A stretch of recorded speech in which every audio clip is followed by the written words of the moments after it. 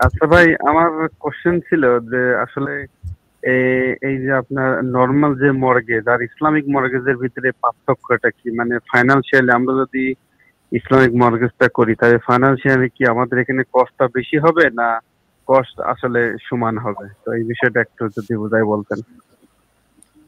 জি, ধন্যবাদ ভাইয়া।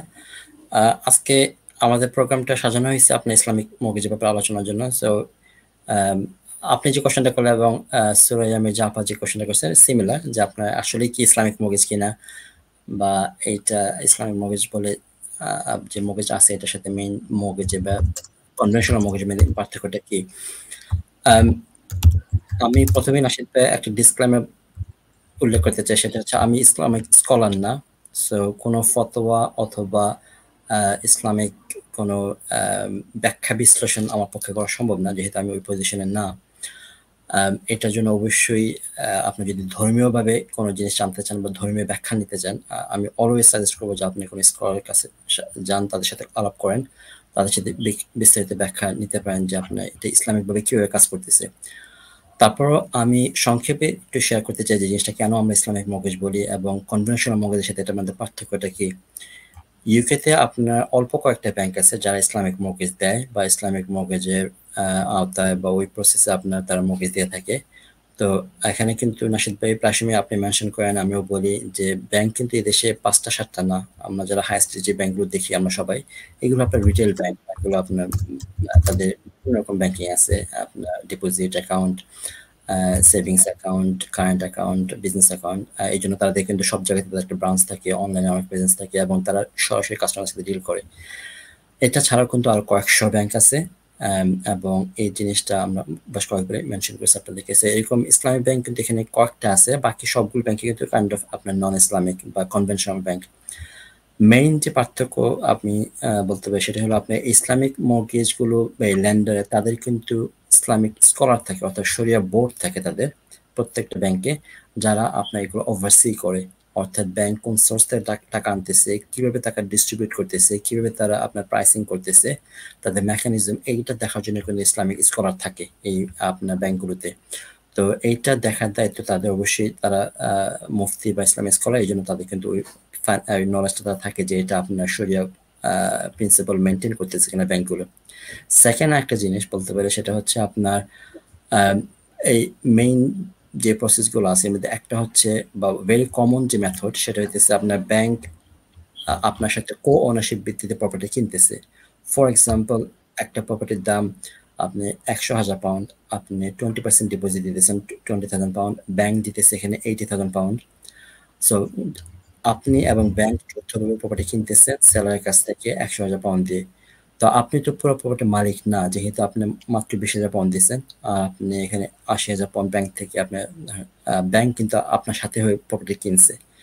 তো অবশ্যই এই প্রপার্টির এই 80% শেয়ারের জন্য বা আপনার পোর্শনের জন্য আপনাকে কিন্তু ব্যাংকে একটা রেন্ট দিতে হবে। ব্যাংক তো এখানে এসে আপনার এই প্রপার্টি থাকতেছে না, বা তারা এখানে প্রপার্টি ভাড়াও দিবে না, তারা আপনার কাছ থেকে ভাড়া নেবে। যেহেতু প্রপার্টি একটা অংশের মালিক তারা, এই জন্য তারা কিন্তু আপনার কাছে একটা ভাড়া নেবে। এই ভাড়াটা হলো আপনি এই যে 80%-এর জন্য যারা টাকাটা নিতেছে, এই টাকাটা তারা ইনভেস্ট করতেছে এই প্রপার্টিতে, এবং তারা এই ২০ বছর ২৫ বছর যেই কয়দিনই তাদের সাথে আপনার চুক্তি থাকতেছে তারা একটা ভাড়া নিতেছে, এবং তারা আপনার কাছ থেকে এই যে 80,000 পাউন্ড যে ইনিশিয়ালি তারা ইনভেস্ট করছে, এই টাকাটা আস্তে আস্তে আপনার কাছ থেকে নিতেছে। So over the period of 25 years, 30 years, 35 years টার্মে আপনি এই ৮০,০০০ পাউন্ড কিন্তু ব্যাংকে দেওয়া হয়ে যাবে, এবং এট দ্য সেম টাইম আপনি যে কদিন আছেন সেই কয়দিন কিন্তু আপনি তাদেরকে ভাড়া দিতেছেন। তো এইটা ব্যাংক কিন্তু আপনার সাথে শুধুমাত্র যে বিজনেসটা করতেছে সেটা হলো তারা যেই কয়দিন আপনি তাদের সাথে আছেন তাদেরকে একটা ভাড়া দিতেছেন, এটাই তাদের বিজনেস মেইনলি।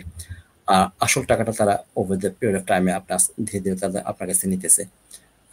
তো এই কারণে আমরা যেটা বলি কো ওনারশিপ বা যৌথ ভাবে কিন্তু আপনার ব্যাংক আপনার সাথে যে প্রপার্টি কিনতেছে নিয়েছে এখানে এই ভাড়াটা। আমি একটা জিনিস একটু শেয়ার করি।